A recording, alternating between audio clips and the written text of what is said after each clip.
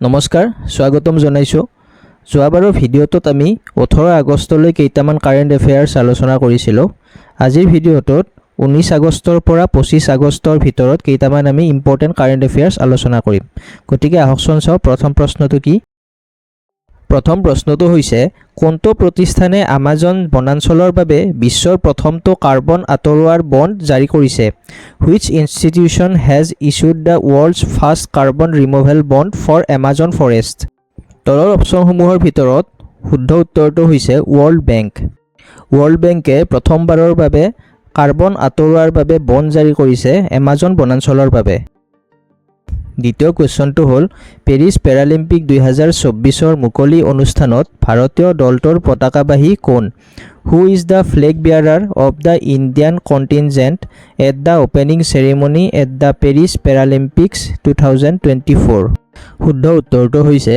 Sumit Antil and Bhagyashree যাদৱ next কোৱেশ্চনটো হৈছে মেলবৰ্ণ 2024ৰ ভাৰতীয় চলচ্চিত্ৰ ফেষ্টিভেলত কাক ডাইভাৰ্চিটি চিনেমা বঁটা দিয়া গৈছে Who has been given the Diversity in Cinema Award at the Indian Film Festival of Melbourne 2024?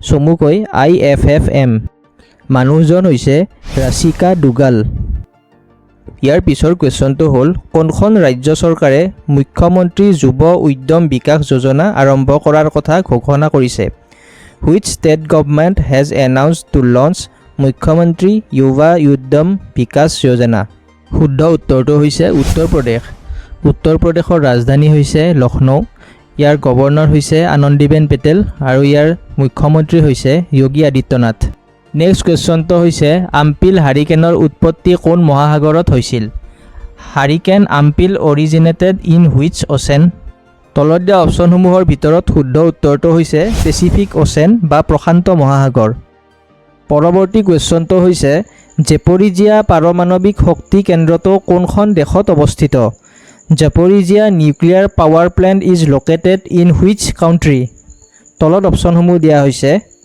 শুদ্ধ উত্তৰটো হৈছে ইউক্ৰেইন ইয়াৰ ৰাজধানী হৈছে কিয়েভ কাৰেন্সি হৈছে হৰিভনিয়া আৰু প্ৰেছিডেণ্টৰ নাম হৈছে ভলোদিমিৰ জেলেনস্কি নেক্সট কোৱেশ্চনটো হৈছে কোনখন দেশত শেহতীয়াকৈ চিভেলুছ আগ্নেয়গিৰিত বিস্ফোৰণ ঘটিছে Which country recently erupted in Sibelius volcano?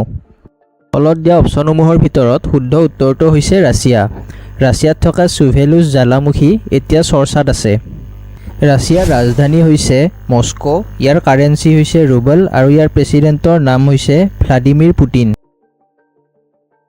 Next কুৱেশ্যনটো হৈছে কোনখন দেশত মহিলাৰ 19 বছৰৰ অনূৰ্ধ্ব টি20 বিশ্বকাপ 2025 আয়োজন কৰা হ'ব Women's Under-19 T20 World Cup 2025 will be organized in which country?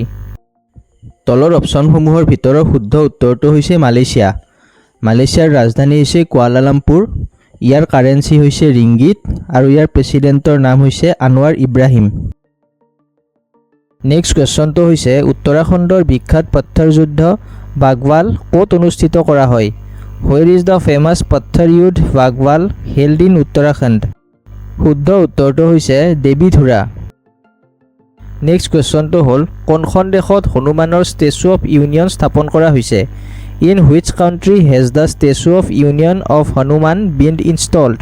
শুদ্ধ উত্তৰটো হৈছে আমেৰিকাৰ ৰাজধানী ৱাশ্বিংটন DC ইয়াৰ কাৰেন্সি হৈছে US ডলাৰ আৰু প্ৰেছিডেণ্টৰ নাম হৈছে জো বাইডেন নেক্সট কুৱেশ্যনটো হৈছে নিউয়ৰ্কত ৰাষ্ট্ৰসংঘত ভাৰতৰ স্থায়ী প্ৰতিনিধি হিচাপে কাক নিযুক্তি দিয়া হৈছে Who has been appointed as the permanent representative of India to the United Nations at New York? The correct answer is Parvathaneni Harish.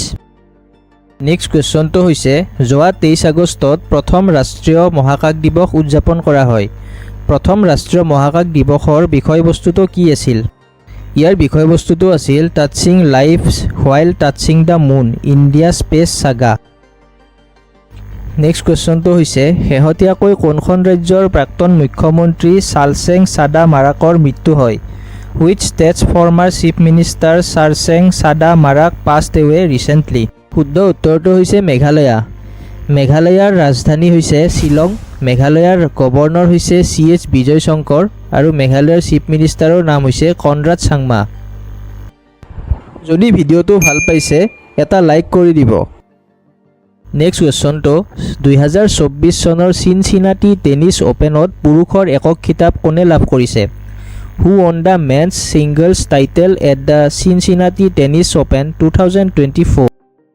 তলত দিয়া অপশ্যনসমূহৰ ভিতৰৰ শুদ্ধ উত্তৰটো হৈছে জানিক সিনাৰ। নেক্সট কুৱেশ্যনটো হৈছে চৰ্চাত থকা গোমতী নদী ভাৰতৰ কোনখন ৰাজ্যইদি বৈ গৈছে? In which Indian state does the Gomti river flow'? শুদ্ধ উত্তৰটো হৈছে ত্ৰিপুৰা। ত্ৰিপুৰাৰ CM হৈছে মানিক সাহা, ত্ৰিপুৰাৰ কেপিটেল হৈছে আগৰতলা আৰু ত্ৰিপুৰাৰ গভৰ্ণৰৰ নাম হৈছে এন ইন্দ্ৰসেনা ৰেড্ডি। নেক্সট কুৱেশ্যনটো হৈছে লুচন্নে ডায়মণ্ড লীগ 2024ত নীৰজ চোপ্ৰাই কোনটো পদক লাভ কৰিছিল? Which medal did Neeraj Chopra win in Lausanne diamond league 2024? শুদ্ধ উত্তৰটো হৈছে silver medal. Lausanne diamond league ছুইজাৰলেণ্ডত অনুষ্ঠিত হয়। পৰৱৰ্তী কুৱেশ্যনটো হৈছে 2024 চনৰ 17 বছৰ অনুৰ্ধৰ বিশ্ব মল্লযুঁজ চেম্পিয়নশ্বিপত নেহা চাংৱানে কিমান কেজি ওজনৰ শাখাত সোণৰ পদক লাভ কৰিছিল? In how many KG weight category did Neha Sangwan win the gold medal at the আণ্ডাৰ-17 ৱৰ্ল্ড ৰেচলিং চেম্পিয়নশ্বিপছ 2024? শুদ্ধ উত্তৰটো হৈছে 57 কেজি কেটেগৰীত নেহা চাংৱানে সোণৰ পদক লাভ কৰিছিল। এইবাৰ শেষৰ কুৱেশ্যনটোলৈ আগবাঢ়িছোঁ। শেষৰ কুৱেশ্যনটো হৈছে কেন্দ্ৰীয় কৃষি মন্ত্ৰালয়ে কৃষকক বিজ্ঞানৰ সুবিধা প্ৰদানৰ বাবে কোনটো কাৰ্যসূচী আৰম্ভ কৰিব? Which programme will be launched by the union agriculture ministry to provide the benefits of science to farmers? শুদ্ধ উত্তৰটো হৈছে কিষাণো কি বাত। যদি ভিডিঅ'টি ভাল পাইছে লাইক, কমেণ্ট আৰু ছাবস্ক্ৰাইব কৰাৰ লগতে শ্বেয়াৰ কৰি দিব। ধন্যবাদ।